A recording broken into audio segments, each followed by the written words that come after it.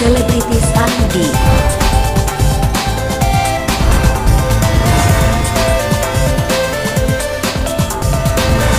Selebritis ID. Ganjar.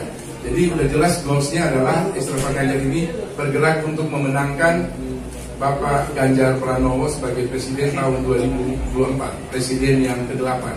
Dalam rangka itu, Extravaganza menyiapkan bermacam program. Nah, apa programnya? Hari ini kita langsung berada di tengah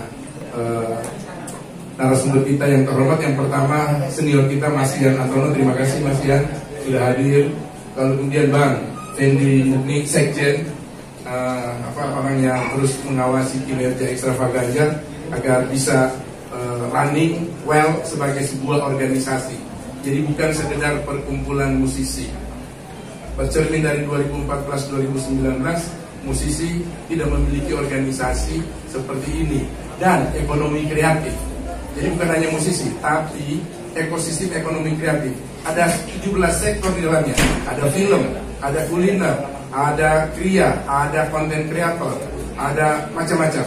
Jadi ada 17 subsektor dan itulah orang-orang yang akan terlibat di organisasi ini. Namun memang diinisiasi oleh musisi-musisi dan ketua umum kita Mas Adi Adrian ya menjadi motor kita hari ini, dan Once Maker yang mewakili tim 8 dari Extravaganza. Baik, kepada Mas Adi Adrian kami silakan. Ya, selamat sore. Terima kasih sudah hadir di rumah kita Extravaganza. Hari ini saya senang sekali karena hari ini kita launching peluncuran dari rumah kita, rumah pergerakan. Tapi selain rumah pergerakan, ini adalah rumah para insan kreatif. Teman-teman musisi, teman-teman pelaku showbiz, pelaku konten kreatif hadir di sini, dan kita dengan tangan terbuka juga mengajak teman-teman bergabung di sini. Jadi jelas bahwa kita adalah bagian dari relawan, dan relawan tentu relawan mengusung Mas Ganjar. Tapi kami juga punya misi. Punya misi adalah membangun ekosistem ekonomi kreatif lebih baik lagi. Dia paham bahwa ekonomi kreatif itu signifikan. Sayangnya di Indonesia kita ini belum dianggap ekonomi kreatif. Ya saya berharap ekonomi kreatif itu bisa menjadi sebuah yang bisa membantu pendapatan negara. Ya kita tahu dong di luar negeri, di Korea, di Malaysia, di Amerika, ekonomi kreatif itu benar-benar signifikan persentasenya di dalam nilai ekonomi. Dan kami percaya bahwa talent-talent itu, bakat-bakat di Indonesia ini sangat banyak. Ya, jadi, tapi tidak bisa jalan sendiri, makanya di sini pemerintah harus turun. Nah, disitulah kita tunggu bagaimana rekomendasi dari teman-teman tim 8 menghasilkan usulan-usulan yang konkret, langkah-langkah yang konkret. Kira-kira gitu. Tentu pemetaan itu bukan di kami. Ya tentu kita punya juga peta, tapi kita butuh koordinasi. Kita paham juga bahwa ada tempat-tempat yang dimana kurang maksimal misalnya. Jelas kita sudah mulai dengan ada pembicaraan program ya, setidaknya ada 10 kota di Jawa Barat. Itu yang kita mau, namanya roadshow kita. Jadi kita akan hadir di 10 kota di Jawa Barat. Itu dulu program pertama kita untuk keliling ya. Nanti hal-hal yang lainnya mungkin menyusul. Bulan September ini ada 2 program dari kita, rapat kerja. Nah, rapat kerja itu yang akan menghasilkan rekomendasi itu sekitar 7 September. Dan nanti tanggal 17 September itu ada deklarasi. Itu lebih besar dari ini, dan tempat bukan di sini. Rencananya di Samuel. Ya kira-kira gitu. Jadi dan setelah itu kita lanjutkan dengan roadshow. Jadi ini launching ini adalah langkah awal dari serangkaian kegiatan-kegiatan kami sampai menjelang pemilu. Kira-kira gitu. Untuk mendapatkan poin yang diinginkan untuk dijalankan oleh Extravaganza, itu akan melaksanakan fokus group discussion yang akan dilaksanakan minggu depan ini, setelah ini. Jadi bersabar aja. nggak bisa politik itu nggak kita perhatikan, karena semua kehidupan kita itu adalah hasil dari keputusan politik. Minuman karena pajaknya jadi sekian, apapun juga nggak bisa. Jadi ayolah, jangan jadi penonton. Ada teman langsung bilang bahwa enggak, saya tidak Mas Ganjar. Silakan juga. Jadi karena gini, saya bangga sekali di sini adalah orang-orang yang memang sukarelawan. Tapi yang paling penting adalah satu, mereka seniman. Jadi bahasa seniman itu nyambung sebenarnya. Dan ini pergerakan pertambahannya cukup signifikan ya, dari kita berdiri ketemu di Cibinong, kita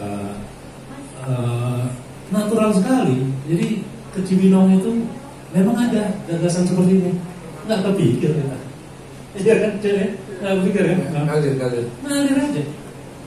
Kita waktu ada pertemuan ini mengenal Mas Ganjar, oke kita ketemu, senang. Terus semangatnya itu, wah kalau gitu kita lembagakan. Ada pertengkaran di situ. Ada nggak usah lah, ngapain gitu.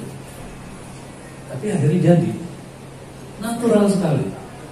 Ada tempat atau ya kan? Teman-teman datang, kita punya grup semakin membesar.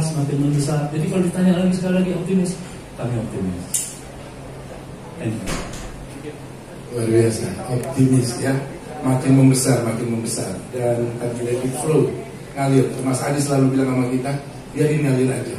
Kalau ada yang belum masuk ke sini, pasti juga nanti masuk.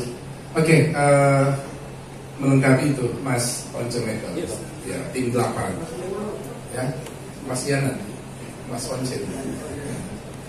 Ya, jadi mungkin bisa disampaikan ke teman-teman. Hari itu ada di tengah teman-teman. Tadi Mas Adi udah bilang bagaimana perjalanan ekstravaganza itu ngalir gitu.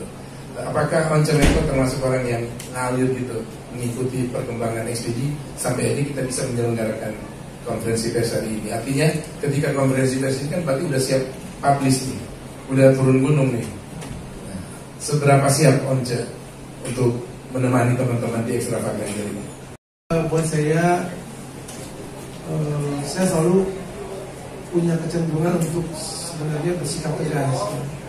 Dan di pemilu saat ini saya kira saya lebih lagi bersikap tegas tentang pilihan politik saya. Dan itu sama seperti Mas Adi bilang bahwa kita kan sehari-harinya itu memang bersentuhan meskipun tidak langsung dengan politik. Jadi sikap-sikap untuk berani untuk memilih itu memang saya punya, dan saya coba untuk supaya teman-teman juga menjadi kuat atau menjadi berani juga. Ini kan satu dinamika politik dalam bernegara gitu. Ini satu hal yang natural. Dan kembali soal natural tadi itu, proses natural yang kita lakukan itu sebenarnya khas daripada komunitas musik atau komunitas kreatif, orang teman film, teman aktor, yang memang biasa dengan proses-proses yang dikatakan relax ya. Tapi kita semua punya tujuan sama, yaitu dalam konteks ini memenangkan Pak Ganjar Pranowo untuk menjadi presiden, karena kita punya pengenalan terhadap beliau itu yang katakanlah solid, bahwa dia